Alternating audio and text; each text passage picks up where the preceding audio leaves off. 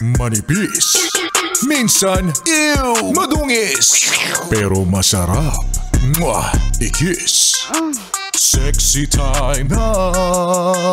Sexy Mega! Para sa yes friend kong pangiti-ngiti na lang, palibasa, nakasweldo na siya. Congrats! Pero syempre, alam naman natin pare-pareho na kung ngayon ka man sa sweldo o ngayon ka sumweldo, by the end of the day, baka mamayang mga alas 4, alas 5, yung sinweldo mo, parang bubbles yan. Wala na. Nawala ng parang bula. Sa dami ba naman ang kailangang bayaran? May natitira ba? Syempre wala. Sabi nga nila, sasahod, pero yung sinahod ni hindi man lang sasayad sa mga palad, palibasa. Lilipad lang kasi, alam mo na, maraming babayaran. At syempre, eto na naman po si Sexy Megan para ipaalala sa inyo na kung meron kayong pinangakuan na inutangan tapos babayaran ngayong 30 o ngayong katapusan, sana po ay wag nyo silang kalimutan. Ano po? 'Di ba? Sabi mo magbabayad ka katapusan ng July. So, kung may pera ka na dyan, baka naman pwede. Magbayad ka ng utang mo. O di naman kaya, hindi naman kailangan fully paid agad. Okay? Kaming mga mababait na nagpapautang. Kaming mga mababait na nagpapautang, naiintindihan naman namin yan.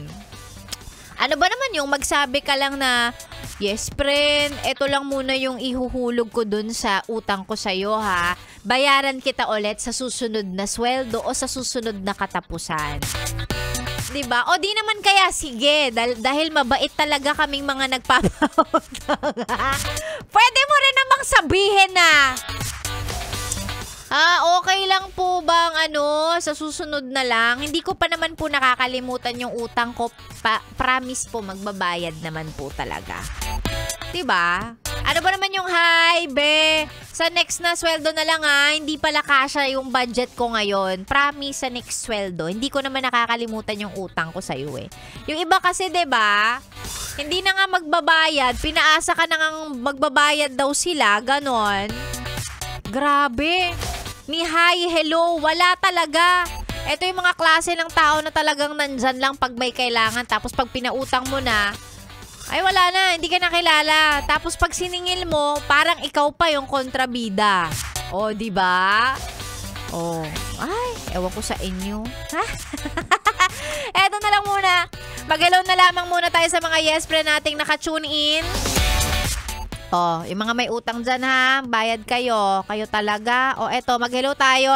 Ang sana mapansin, pa-shoutout ang Malayan Savings Bank Marikina. Mga busy yan pero napapakanta. And happy birthday daw kay Berit Cabarloc. And ang happy daw makinig sa atin. Galing kay Crisanta Guevara. Ganon din kay Tin Rivera, Benigno Laca at kay Maximo Pareha, mga nasa biyahe at naka Yes FM. Salamat po. Ang mga pa-shoutout ay isend lang sa ating Facebook page, DJ Megan Yes FM. Ako po ang inyong kasama habang nagre-relax kayo dyan, Sexy Megan. This is 101.1 Yes FM. Solid!